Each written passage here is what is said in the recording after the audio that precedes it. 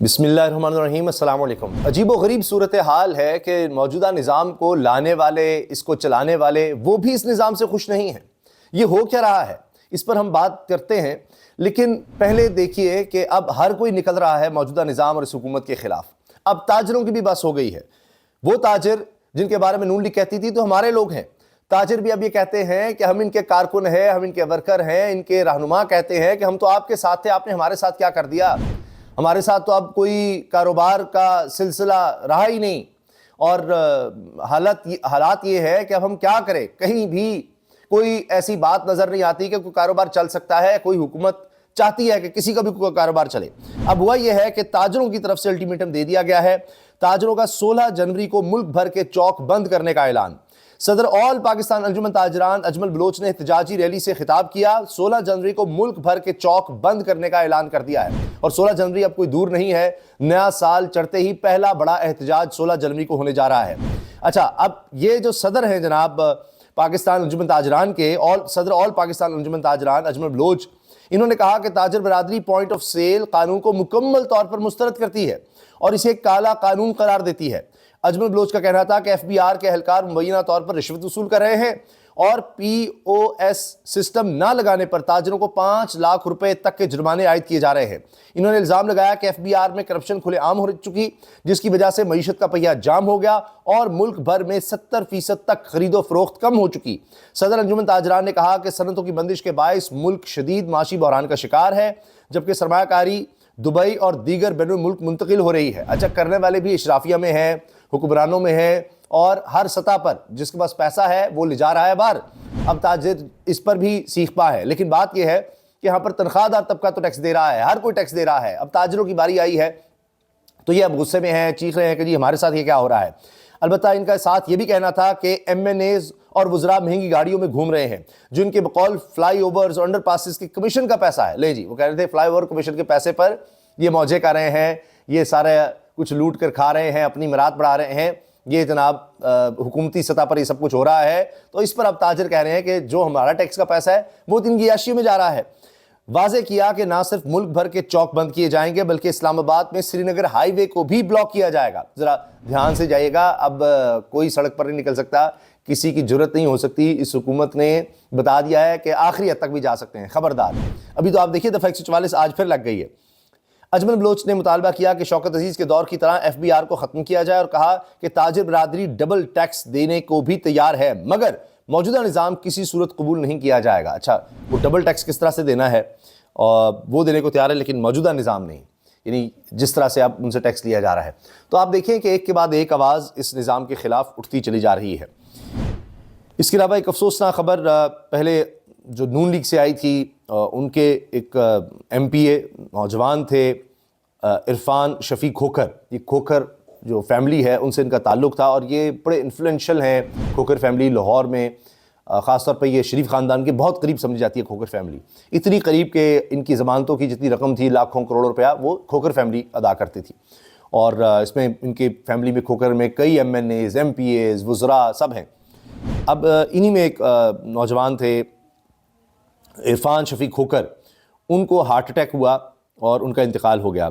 یہ شفیع کھوکھر صاحب کے بیٹے ہیں، اور بڑی دکھ کی بات ہے کہ کچھ ہی عرصہ قبل، یعنی چند سال پہلے، ان کے بیٹے عمران کھوکھر کو بھی قتل کر دیا گیا تھا ایک شادی کی تقریب میں، اور اس کے بعد اب یہ ان کے ایک اور بیٹے جو ہارٹ اٹیک سے انتقال کر گئے، اور یہ ایم پی اے تھے۔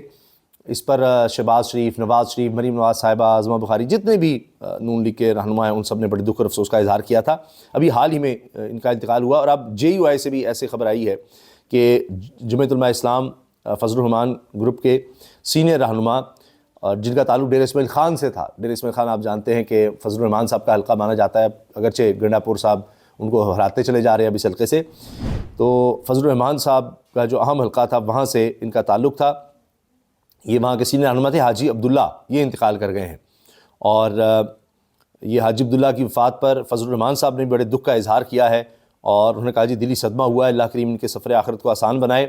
مرحوم کی جماعت اور خانوادہ مفتی محمود سے درینہ وابستگی تھی، مرحوم نے کٹھن حالات میں جماعت کی خدمت کی، یعنی فضل الرحمان صاحب کے والد صاحب تک سے ان کا تعلق تھا جی، اور اس پر انہوں نے کہا جی ہم غم میں برابر کے شریک ہیں۔ दफ़ा 144 बढ़ती चली जा रही है, बढ़ती चली जा रही है। अब तो एक मजाक बन गया है। रावलपिंडी में दफ़ा 144 के नफाज में तोसी कर दी गई है और ये 31 दिसंबर तक भी रहेगा। आज के दिन भी दफ़ा 144 ही है।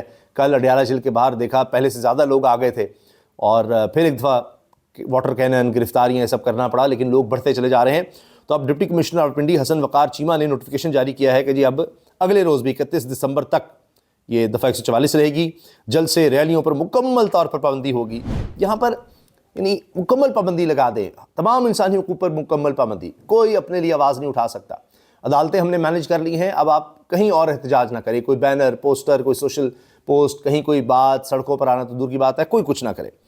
31 दिसंबर 2025 को अमन अमान की सूरत हाल को देखते हुए मज़ीद तोसी या दफ़ा 144 खात्मे का फैसला किया जाएगा। आप मुझे बताइए, जिस मुल्क में कोई भी बाहर से डाटा निकालेगा और कहेगा यहाँ तो हर वक्त दफ़ा 144 लगी होती है, तो यहाँ मैंने जाकर करना क्या है? यानी यहाँ पर हालात कभी भी नॉर्मल नहीं होते। रोज़ नोटिफिकेशन आ जाती, दफ़ा 144 है, बाहर ना निकलिएगा, कोई एहतजाज, कोई रैली, कुछ नहीं किया जा सकता। ये हाल है। कोई इजाज़त मांगेगा, उसको इजाज़त तो वैसे भी नहीं मिलेगी। इस निज़ाम को समझने वाले, मुख्तदर हलकों के करीब समझे जाने वाले, एस्टैब्लिशमेंट की बात आगे पहुँचाने वाले, उनमें कंवर दिलशाद साहब भी हैं। तो कंवर दिलशाद साहब सेक्रेटरी इलेक्शन कमीशन रहे हैं। वो कह रहे हैं मौजूदा निज़ाम में हुकूमत दीमक ज़दा हो चुका है, दीमक ज़दा, जिसको सब अंदर से दीमक खा रही हो। पार्लिमान, अदलिया, इंतज़ामिया, ब्यूरोक्रेसी और काबीना को अवाम के जज्बात का कुछ इदराक नहीं। ये रह कौन गया फिर? पार्लिमान को नहीं है, अदलिया को नहीं है। भाई 26 साइंसी तरमीम की गई थी, इसलिए की गई थी कि बड़ा ज़बरदस्त माहौल हो जाएगा, यहाँ तो पाकिस्तान की अदलिया जैसा दुनिया में कोई अदलिया नहीं होगी।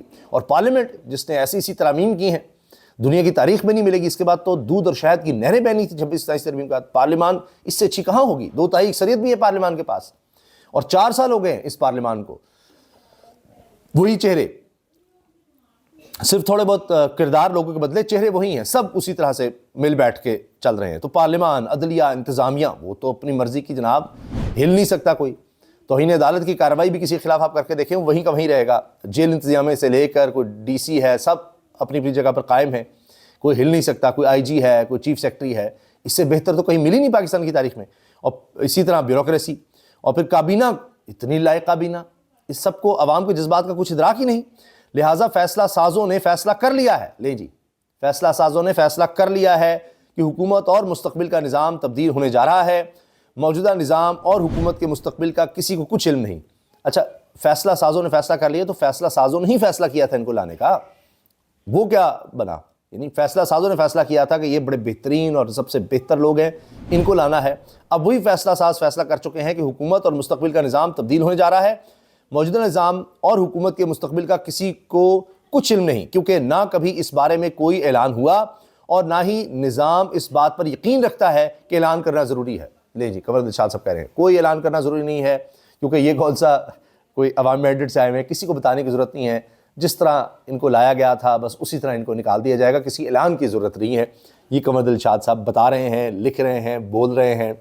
अब देखते हैं कि हुकूमत इस पर क्या चैलेंज करती है या इन पर क्या मुकदमा करती है कि ऐसा कुछ नहीं है, ये सब ऐसी ही बातें हैं।